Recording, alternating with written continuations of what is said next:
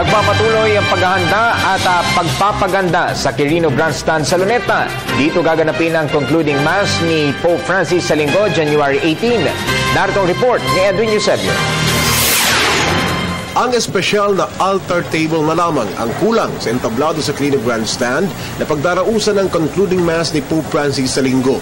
Disenyong Pinoy ang gayak nito. May partikular na mga lugar na rin na pupwestuhan ng mga grupong makikisa sa misa. Ang mga tao sa entablado at kalapit na ibaba nito ang ID area o pa mga may ID card lamang ang papayagan na makihalubilo. Si Father Alex Bautista na mula sa Diocese ng Tarlac ang siyang nangangasiwa sa physical preparations o paghahanda sa grandstand. Yung Filipino yung motif ng ating design. Kaya gumamit tayo ng elements sa mga kawayan na kinaskas, no?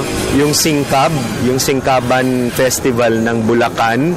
Mga taga Bulacan ho yung gumawa ng ating mga kinaskas na kawayan as motif, no? So it's very Filipino arts and craft, no, and Filipino in design.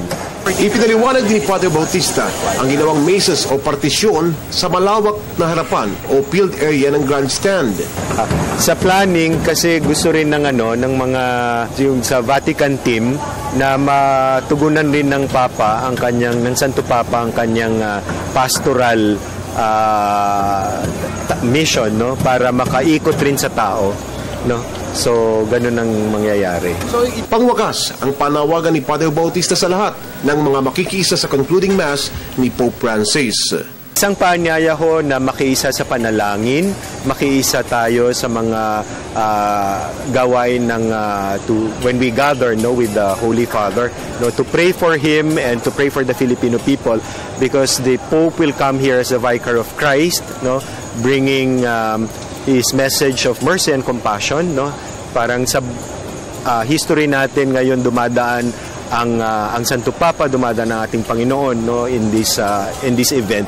So let us be one, no, with the Church, no, with the Holy Father, and come and participate, no, especially in the Eucharist, all the celebrations which the Holy Father hold, no, in these days of his visit to the Philippines. Para sa Telebisyon ng Bayan, Edwin Eusebio.